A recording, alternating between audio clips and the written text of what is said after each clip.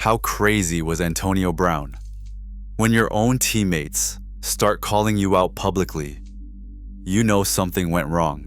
We are counting down the 10 moments when NFL legends stopped protecting AB and finally spoke out. Let's start with number 10. Number 10. Early 2025. Ryan Clark versus Robert Griffin III. This one is not even about Antonio Brown, but it matters. Clark went after RG3 so hard that RG3 fired back with a brutal line. There is a line you do not cross in life, and Ryan Clark sprinted past it. RG3 said Clark attacked him and his family in public, showing how low Clark would go for content. Remember this: Clark learned the attention game from somewhere. He learned it from Antonio Brown. Number 9. The 2012 warning. Ryan Clark saw it before anyone else. Antonio Brown had just signed his contract extension with Pittsburgh. During practice, Clark watched Antonio Brown yell at coaches and teammates. At one point, Clark warned that giving him money would create a monster. Clark was right. Antonio Brown even barked at people trying to calm him down. "Don't touch me. I'm the franchise." The ego was born. Number 8. The Facebook Live. Disaster.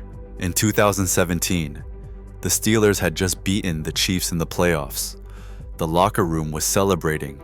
Antonio Brown pulled out his phone and went live. He broadcast everything, including Mike Tomlin's private speech and internal moments meant to stay private.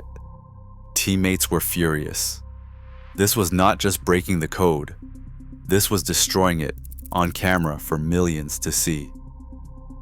Number 7. The sideline tantrum later in 2017. The Steelers were beating the Ravens.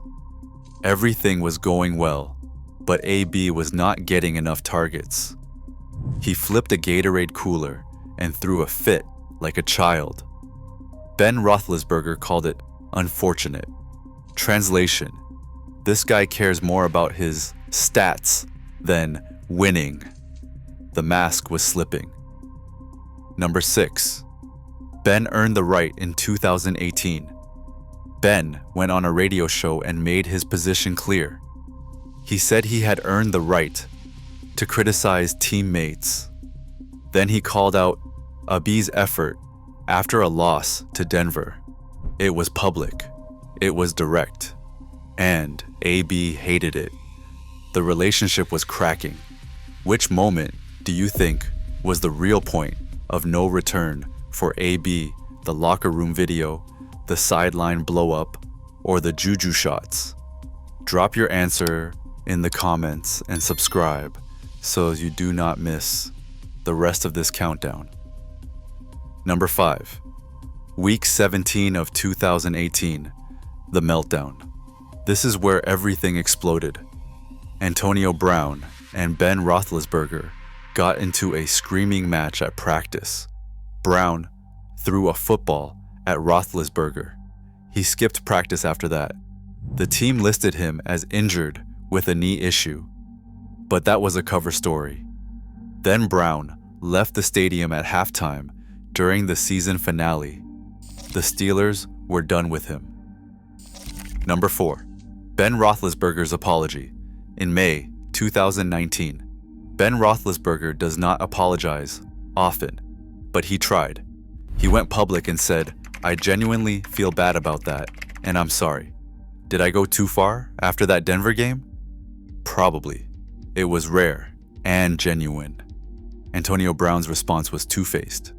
No forgiveness, no respect, just bitterness.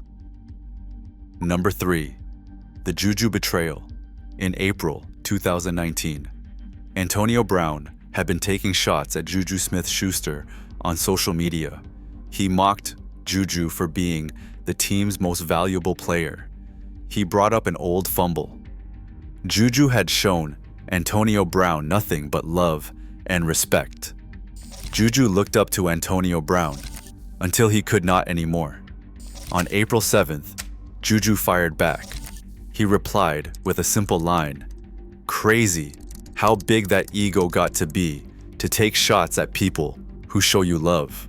It was clean, it was devastating, and it showed how deep the betrayal ran.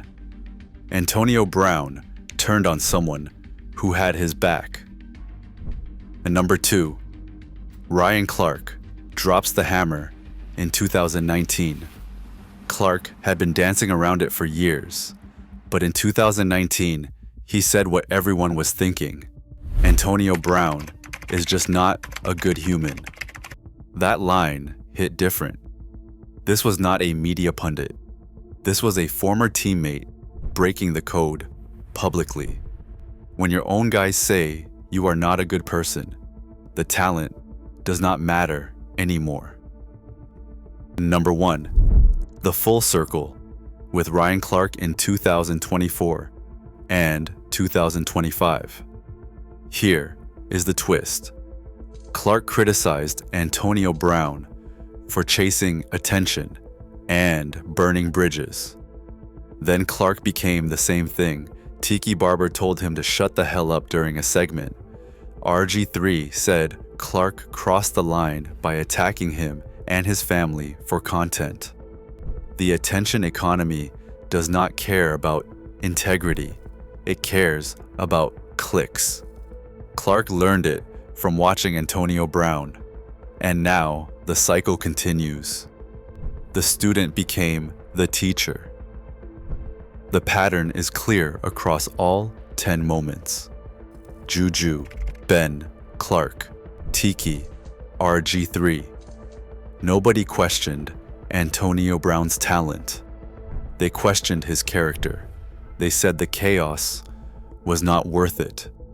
And once that reputation sticks, it spreads faster than any highlight reel. So, what is the lesson? Talent opens doors. Character keeps them open. Antonio Brown had every gift in the world. He could have been remembered as one of the greatest to ever do it. Instead, he became a cautionary tale about what happens when ego and accountability collide. Do you think the attention economy broke Antonio Brown, or did it just reveal him? Let us know in the comments. The greatness is undeniable, but so is the wreckage. And that is the legacy Antonio Brown left behind.